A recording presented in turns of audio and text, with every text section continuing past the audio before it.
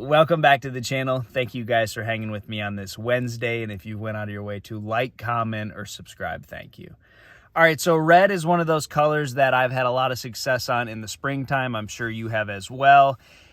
And it's not my favorite color later in the year once you get into the summer and the fall. And really anything past the spawn, I just don't throw red a whole lot unless I'm matching the hatch. And typically that's going to be with a jig. So if I'm on a lake where I know they have red crawfish, they're in the areas where I'm fishing for the bass, then I'm going to be flipping a jig that has a reddish tint to it. I like, that green pumpkin-y maroon, not bright red, but, like a falcon craw, which is kind of a mixture between green pumpkin and like a maroonish colored red. Now, that works really well for me. Now, when it comes to moving baits, hard baits, chatter baits, things like that, I typically am not throwing red once we get out of the spring. Just for the fact that red is that color that works when you have cloudy, nasty days like that.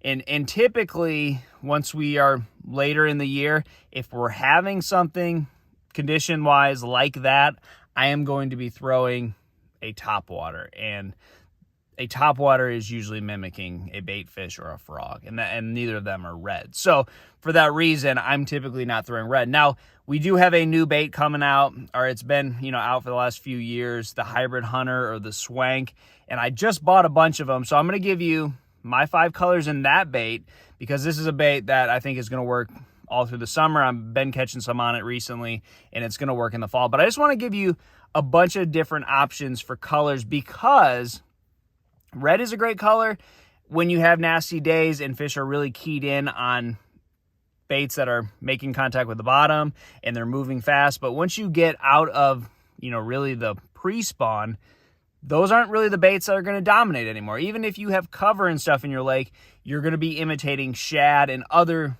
forages, and you're also going to be using colors in like muddy water that is going to be bright, and red doesn't always do real well in those conditions. So here's my deal, my favorite colors when it comes to any type of moving bait. And this is really any time of the year, but we'll just talk about right now. So I typically want some type of white and some type of chrome. So this is going to be my chromish white colored. It's a real natural. It's going to reflect the sunlight. So if you have a sunny day, you can catch them on that. If you have a cloudy day, you can still catch them on that. So that's going to be the best of both worlds. Now, I also like a little bit more of a natural chrome if you get in real clear water. So something like a greener back. The shiny part of the bait is kind of broken up a little bit. I do think that helps. For me, this is a sunny color, but it also will work in like really clear water. They can't get a good look at it, and that's typically what you want in lakes that have a lot of visibility. Now, you have to have your colors where it's like, oh no, the water muddied up, or, the conditions have changed and you're looking down in the water and you can't see more than a few inches, but there's still fish there. That's when you need these wild, crazy chartreuse, bright orange. And I guess red could fit into that category, but I just prefer the oranges and the chartreuses over the red. So this would be the one scenario where I would still try to throw red later in the year, but for the most part, I just feel like chartreuse and orange are going to show up better. So something like this, when you're in trouble, your water's really dirtied up. Now, the reds for me are going to be purely springtime. And I've seen it where you can catch them on this bait on sunny days. There are some lakes where red is just a dominant color, but that typically fizzles off because everybody throws it. So that is a great color in the springtime. And I don't necessarily know why. I guess you could say that the bass are just really keyed in on a certain type of forage that is red.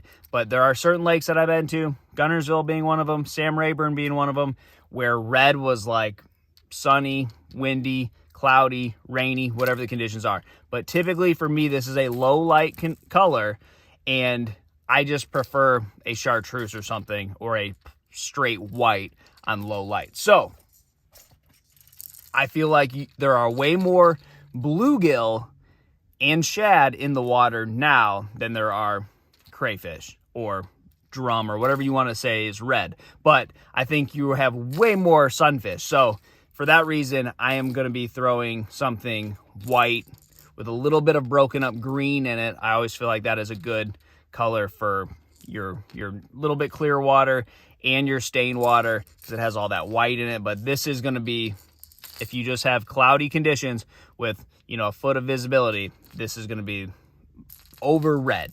So that's why I don't necessarily throw red so much this time of year, because I just think there are a lot of other options. Not saying there aren't still red forage in your lake, and not saying that you can't catch them on red. I just think it's not your best option. So try that, guys. Good luck to you, and I'll see you on the water.